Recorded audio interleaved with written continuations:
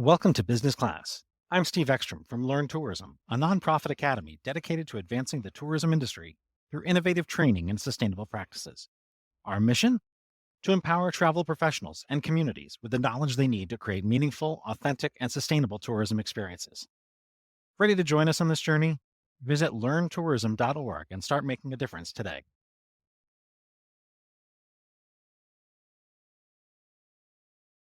Hi, everyone. It's John Percy. I am today's host. This came from my last interview with the wonderful Stephen Ekstrom when I said, you know what? You are such an incredible individual and you're always the host. Let's turn the table sometime. He goes, I love it. So today, my guest is the wonderful, the illustrious Stephen Ekstrom. Welcome, Stephen. It is a delight to be in your company. I can't believe we're doing this, or you even agreed. I think it's too much fun. I have no idea what you're going to ask. I know. No idea what I'm going to say in response. So this is going to be fun. That could be scary. They made a lot of bleeps and beeps and everything else, but that's all right. That's the way it should be. I have always admired you, and I think your passion for sure. And there's so much to talk about. I know we have such a short amount of time, only a half hour, but talk about that passion, because I speak to students all the time about that. You just follow your passion. My husband and I always talk about that, even when we're younger people. Follow your passion and everything else will follow. Boy, did you follow your passion. So let's talk about the origins of your passion that brought you to where you are today in this work that you're doing, because I think it really is a foundation of passion that did that. So talk about it. Sure. I grew up in a really small town in New Hampshire. One of my greatest memories of being in school was our trip to Washington, D.C. And I remember being in a neighborhood that looked nothing like our small. The people on the sidewalk who looked interesting and different and all getting along together. And it was an eye-opening, oh, there's a lot more out there than what I see here every day. That really sparked my interest in exploring and adventuring around the world. Fast forward to about 10 years ago or so, when I realized I loved art and culture and food and travel and music and people and the things that you get to see when you travel. There was an aha moment when I realized what they all had in common was that I was learning something. I was learning something new. And I was learning from people who were different than me. That was a life-changing realization because I get to share learning with other people. And to do that through the experiences that tourism provides is a real gift. It is, because here you were in the industry, but you took it in on a whole new direction and built this business very quickly on the foundation of that, on that passion. So it was about the same time 10 years ago when my sister, who's an organizational psychologist, master's in education and instructional design technology, asked if she could come with me to some trade shows. Now, at the time, she had been working at one of Forbes' fastest growing companies for 7 years in a row. She built the entire learning and development model for 900 employees, half of which were remote. And I thought she was going to be bored out of her mind. I was right. So we walked out of our first workshop together. She looks at me, she goes, "Are they all this bad?" I'm like, "Just wait until you're subjected to a webinar." Now, that was one of those moments where, but they don't have to all be this bad. What would it take to fix it? And if this was different, how would it have changed my life and my trajectory, my career? So 10 years ago, we started research. We started researching methodology, theory, psychology, science, neuroscience, technologies. And we came up with 3 criteria that every education program has to meet in order for it to actually be worthwhile. So that was 10 years ago. And this sat as a back burner project through my consulting firm. I was consulting with destinations on helping bring product to market or identifying product that could fill shoulder season. And when COVID struck, my destination work evaporated overnight. And this back burner project, I decided I was going to make it my full-time gig. And that's how the nonprofit was born. What we see as a relatively fast growth in the last 5 years has a good solid 5-year foundation underneath it before we even got started.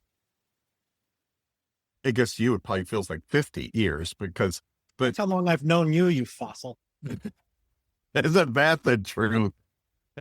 Like you are cold and mean. I was So thinking true. about my first impression of John Percy. Oh boy. You I'm know not what I'm hearing doing? this, but go ahead. My first impression of you, you were wearing a perfectly tailored outfit that was bright in color. You were cheery and you were saying hello to everybody. You walked with your head held high, and on top of it was the gingerish thing going on there. That was my first impression of you. I'm like, oh, he's somebody people gravitate to. You're a sweetheart. My mom taught me that. And just even if you have the people are knocking you down, you get back up, you just hold that head high. And I just try to approach everyone and everything with a smile and with as much energy as I can give out. And I think that's been one of my better traits. And you as well. Your creativity and fun is magnetic. And I think one of your better traits. And you are who you are. And I love that about you. Everyone loves that about you. You're funnier than anything. You are so bright and so brilliant. And I'm glad that you've taken that brilliance into this business and we are a recipient of this. So let's chat a few minutes about how you evolved this. You were stationary in a home in Florida, and then all of a sudden you become a nomad. Where did that come into this 10-year play? I can't remember the dates. And that's what this is about, is to get to know Stephen. He's interviewed over, what have you interviewed? Over 200 CEOs in the business class podcast? Yeah. And I've learned from every single one of them, which was one of the reasons I wanted to start it. Stepping into a new role as a CEO in a nonprofit space, which was different because I'd been in the private sector and for-profit world for a long time. Right. And I wanted to learn. I wanted to learn as much as I could about creating the culture of an organization that I would be proud to lead. So I'm very thankful for each and every one of those 200, 300 guests we've had in the podcast and what I've learned from them. Now, I lived in New York City for about 15 years. And then That's when I met you. I started my own consulting business and I was working from home. My rent was going up. It was time to buy a house somewhere and earn some equity. So I decided, why not go to Fort Lauderdale? So I was in Fort Lauderdale for about 7 years into COVID, about a year and a half into COVID or so. And I had to do some minor repairs in the house. I'd gone through some things personally and was just thinking, I don't need this. I don't need 2,500 square feet for me and a dog.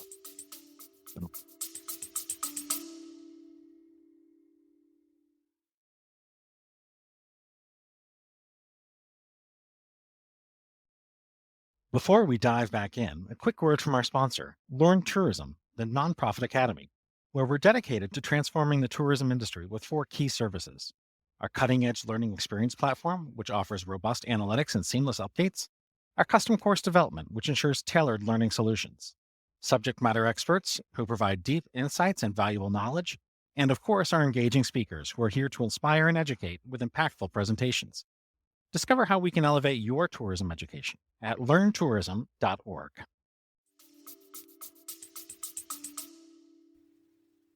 That's a huge leap. I don't know if I'm brave, but I don't know if I'd have that gumption and bravery to do that. That's very courageous. You might see it as bravery. I see it as an adventure.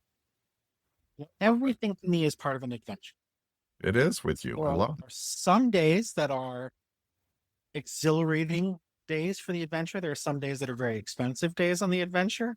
There are some days that are more challenging where I learn more, but everything is part of an adventure. And when I decided to sell the house, I thought I was going to go live on an island in the Caribbean for a year because everybody says, wouldn't it be great to just go live on an island for a year? Why don't I? And my neighbor happened to have an RV sitting in his driveway that he bought brand new before COVID. And I asked if I could borrow it for a few months and take a road trip before I skedaddled off to the Caribbean. I ended up buying.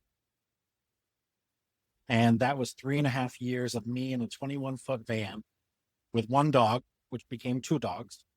And recently just upgraded to a big old fancy bus. I know. I can see it behind you. It looks gorgeous. The 21 feet, to live within 21 feet and be your vehicle, your home, your everything, your office, your studio, your closet, everything. Bathroom. Right. Bath. It's everything. All in there. So I'm glad you have upgraded to 40 feet. So thank goodness. Size I is don't everything. have room to change my mind. I jokingly said you couldn't walk into my bathroom and change your clothes before because the toilet was in the way of the shower and the sink had to fold back into the wall. I can actually change my mind in this thing. I love it. It looks great. I'm happy for you. It's fancy.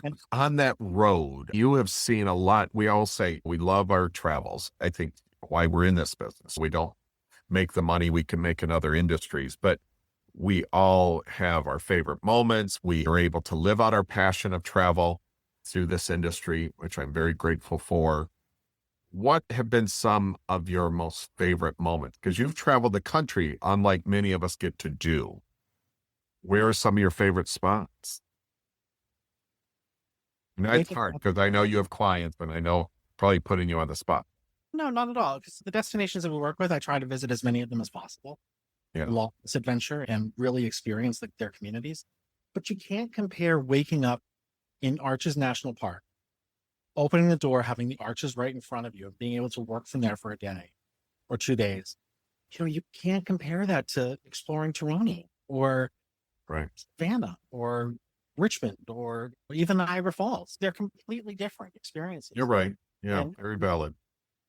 I think the one thing that has really stood out to me along this journey, two things. One is make time to be lost in the moment.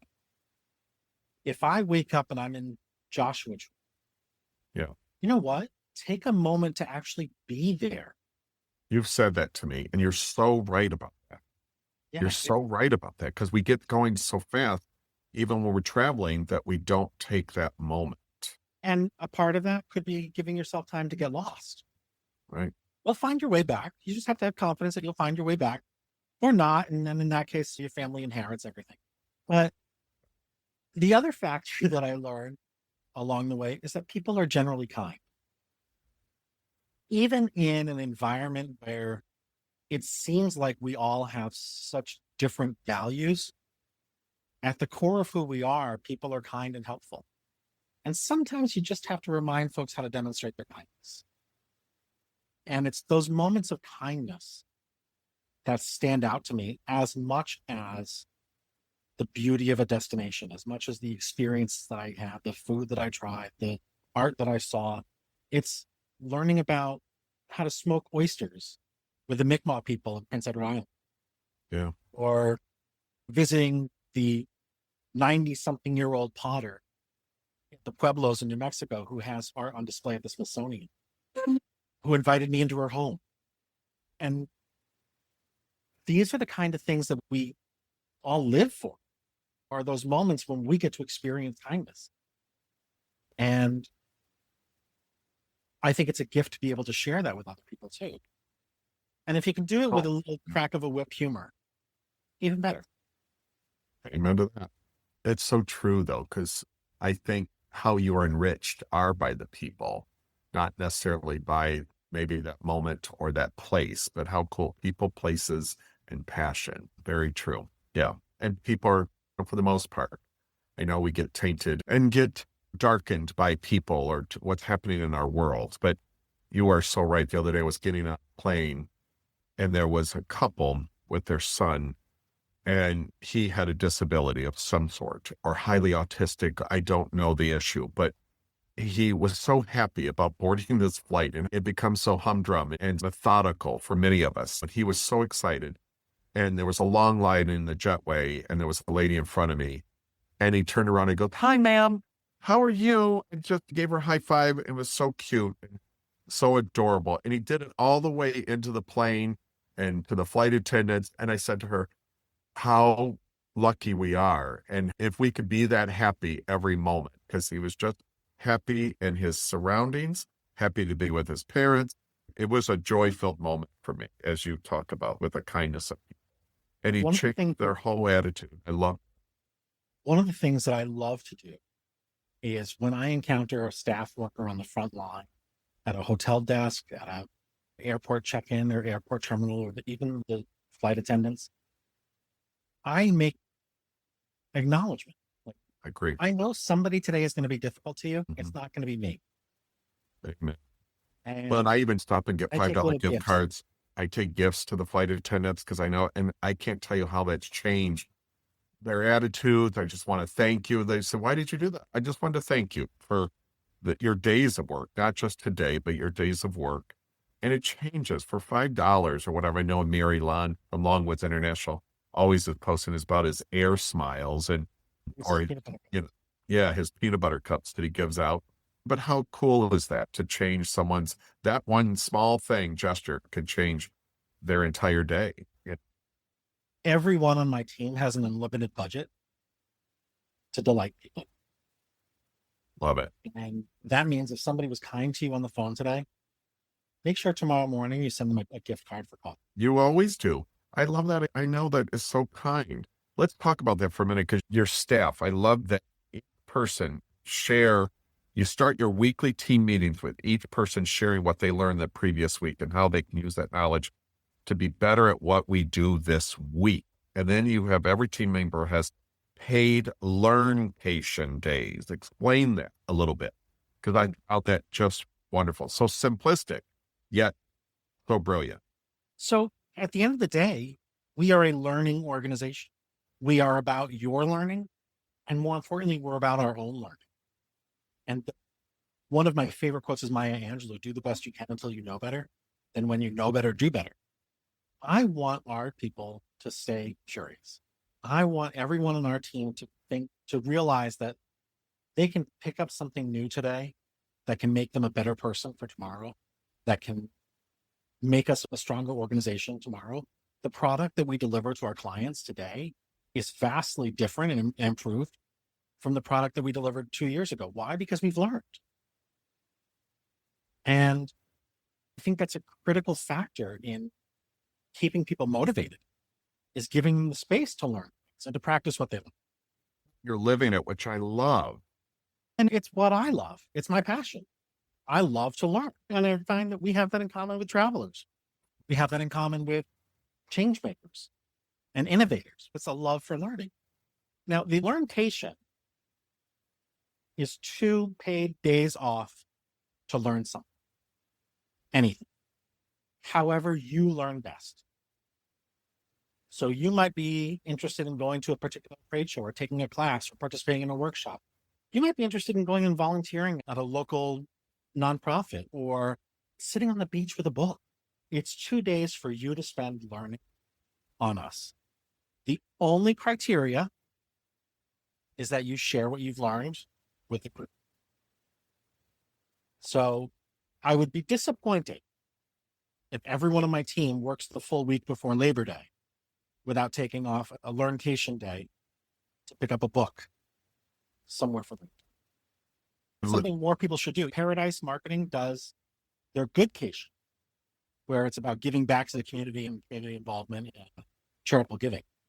You know, I'm part of a Delta Airlines program that's in addition to your own Sky Miles program, but they have a business program that if you at least have 5 employees, I shouldn't be promoting Delta so much on here, but we accumulate additional points in the end of the year. And we've accumulated so many that I give away $1,000 to Delta.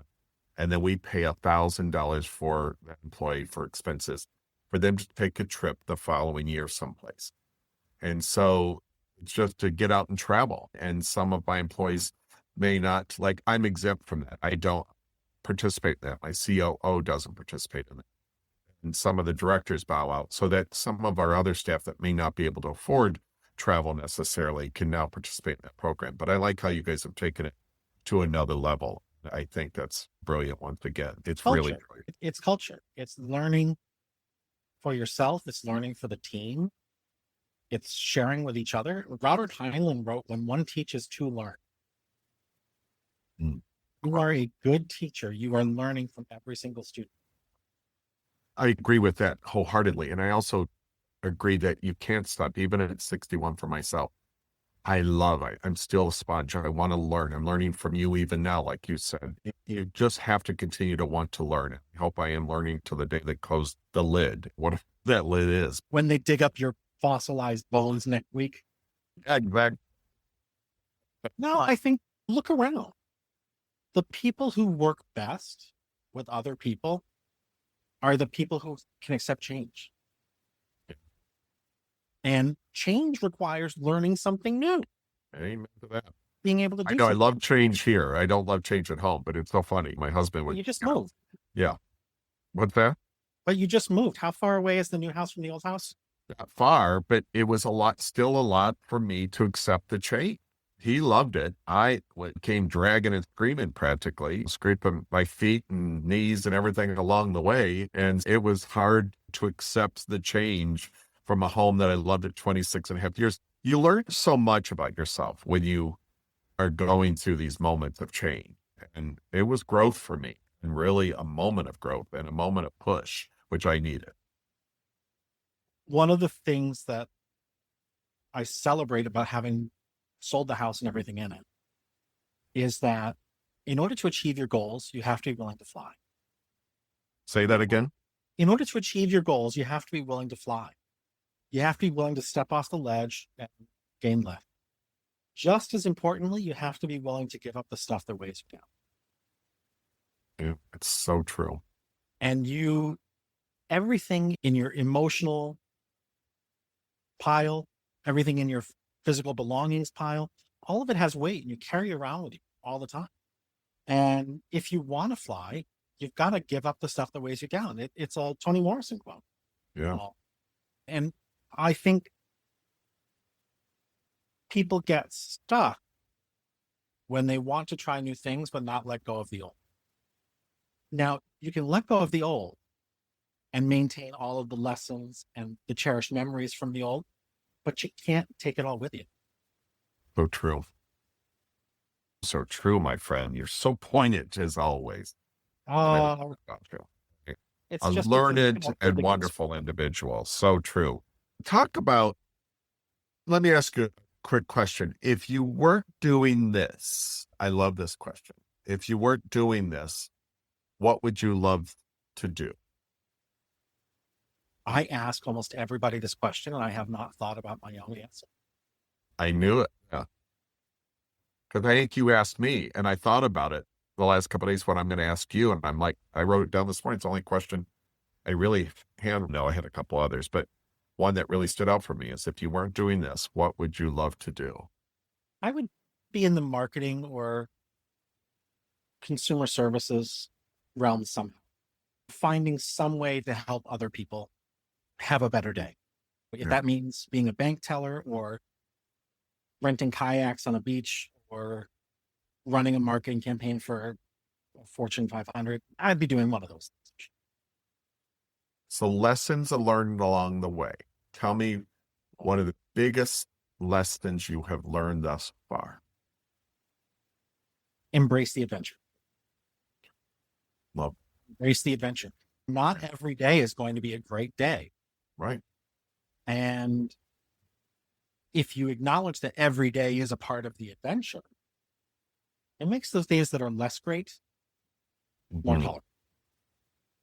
Very, But very it's the same whether it's at work or it's my personal life or it's in my travels. Yeah. Every day is part of the adventure. And if you want to learn something that day, you will learn. If you want to experience something that day, you will find an experience. And hopefully it doesn't come with a rash. Oh, dear Jesus. I stood Uh, on an ant hill the other day and I had like ant bites all over my foot. oh, my gosh. But one part of the adventure. I love it. Part of the adventure. What's ahead for Learn Tourism? And what's ahead for Steve? Sure. So for Learn Tourism, we are thankfully celebrating 40,000 enrollments. I know I saw that. That's incredible. And we look forward to helping reach more people when, how, and where they learn best. That means we have projects in Nepal, we have projects hopefully expanding in other continents. I see us as a resource for the entire tourism industry to provide better education. And as others recognize that, I think our ability to impact change is going to grow. I think the industry's quality of education and impact of its education will flourish. And I'll get to sit back, enjoy it with a mocktail at a beach. Now, for me personally, what's next? I just bought the bus. So I've got more travel. I've got a 13-year-old niece who might as well be my own daughter, and they're going to stick around for her for a couple of years more. I was going to ask about that because you've done so much with her. And I love that. Oh, yeah. She's an adventure. She is turning 14 next week. And she has spent anywhere from 3 to 8 weeks with me every summer. Now, we have both survived, which is miraculous. You have left such an indelible mark and print on this young lady. And I think that's commendable and beautiful and such a blessing for She's also you learned and all of the cuss words from me. She's learned all the quick comebacks from Golden Girls with me. Love it. Half of the lingo from Drag Race. There's no better education than to spend 3 to 8 weeks with Stephen Ekstrom on the road. Let's call it what it is. Her mother said yesterday that one of her friends was a quote unquote bad influence. I'm like, did you ask your mother if she's ever met me? Oh, yeah. Please. Hello. But she's up for the adventure. We're going to go meet Amish people. We're going to go spend a day on an Amish farm. We're going to go. I was on the phone with you one time and she was with you and you were telling me some funny, quirky little stories, and that you will share together forever, and it will solidify your relationship for years to come. How lovely to share with her. To be the kind of person you wish you had around when you were. I've said before, success looks like being half as great a person as those kids think I am. If I can be half as good, half as kind, half as thoughtful or smart or caring and giving as those kids think I am, I'm doing all right. I think that's beautiful. And I'm so glad you have that time. Saw it. Kudos and blessings for both of you on these forward journeys, because it's such a gift to be able to share that with her and her with you, which is great. We just had a speaker at Estelle. Her name is Jenny Wood, and she wrote a book called Wild Courage. And it stemmed from her going after who is now her husband and getting off the subway and chasing him to meet him and taking the courage to do that because she was an introvert and would not do that normally. And I think of you because you took wild courage. She was a phenomenal speaker and really some really cool points and 5 different things you can do in your life to simplify in communication. So I encourage people to read that book, and you as well. But you have lived your wild courage, my friend. Wild courage. Wild. I think it's probably feral. I think it is. She said it's taking that moment that you would not have the courage to do. It's wild because you went beyond the parameters we put around ourselves, the walls we build around ourselves, the obstacles we build around ourselves.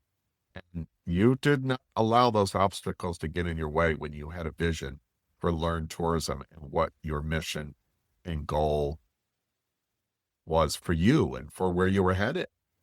Kudos to you. I know you interview and everything else, many people, but you really took the wild courage, and we're grateful because we're working with you now on our next program here and very excited about that because I know with your creativity, it's going to go to a whole new level.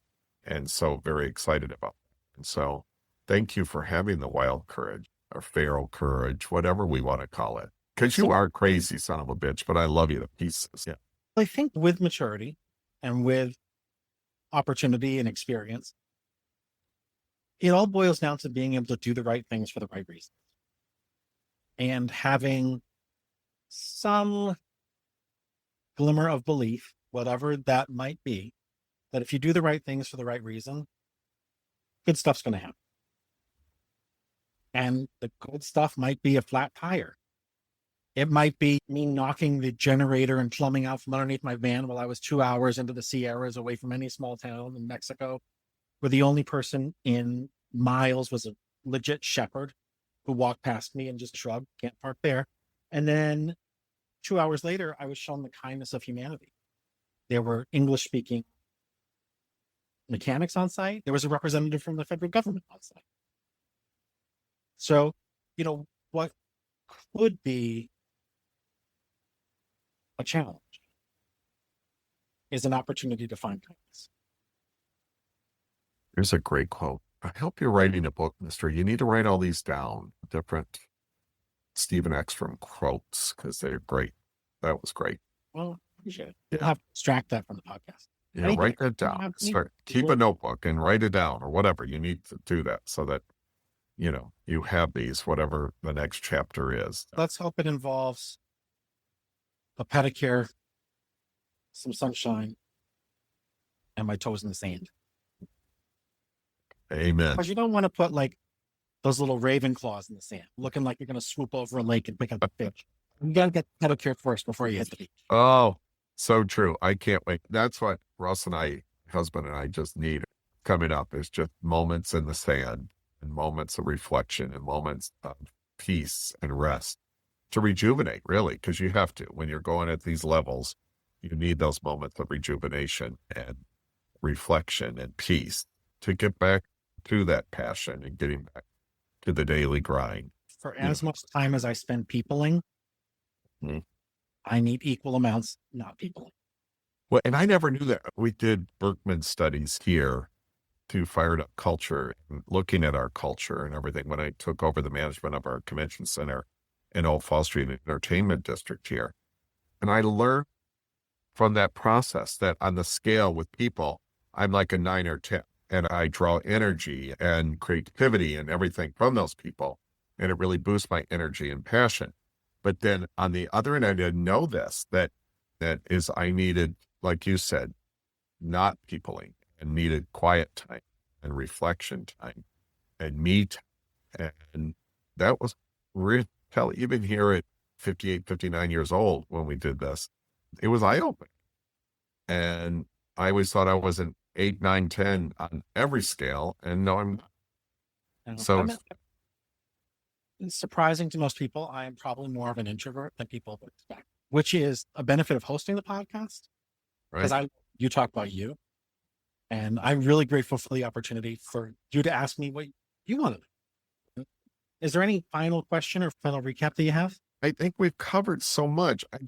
I relish in people's success, and it brings me joy to see you and your success.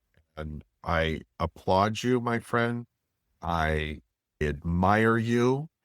I think the world of you, and I think your brilliance continues to excel in your passion. And so thank you for sharing that. If you have one last thought, give it to us. I just want to say thank you because you are an admirable and commendable individual. And so thank you for all that you're doing to help our industry. I appreciate it. And the feeling is mutual. Thank you. I am grateful for the friendships that I've built along. Whether I get to talk to them every day or every couple of months, or maybe it's an email or a text once in a while. I'm grateful for each and every one of those. I think the key takeaway that I would have for everyone is to embrace that adventure. Embrace that sense of adventure in everything you do. Everything you do. Love that. And I also saw a flag flying the other day. It was so interesting. I was on this ferry between the city side of Savannah going over to the convention center, and the wind was blowing, and right through the door, just straight on. I didn't get a picture of it. I wish I had. I did afterwards with Captain holding up the flag, but it said, "Live a great story," and was flying right in front of me through the doorway. And I'm like, oh, I wanted a picture of that so perfectly. But you live a great story and continue to live a great story. I love that. Embrace your adventure. I think another thing came out today is people, place, and passion. People, places, and passion. But people first, because you kept saying that the kindness of people, the kindness of strangers. So I think the foundational thing of everything we do is people, the people we interact and learning. As creatures, we are born reliant on the kindness of other people. As adults, our destinies are determined by our willingness to learn. And as we enter those twilight years, it's how much can we share? That's probably a good takeaway. Wow. Great takeaway. I love you, my friend. I think this was such an enriched half hour for me, and I love it. It's almost as good as therapy. Oh, just Not as good as the pharmaceuticals. Thank you, Mr. Percy. I appreciate it. Thank you, my friend. It was the best. And I cannot wait to visit Niagara Falls, USA. I can't wait for it too. Yes. Thanks for tuning in to Business Class. This episode was brought to you by Learn Tourism, the nonprofit academy where we advance the tourism industry with cutting-edge training and sustainable practices. If you enjoyed today's episode, don't forget to visit learntourism.org to learn more about our programs and how you can get involved. Until next time, stay curious, continue learning and making a difference through tourism.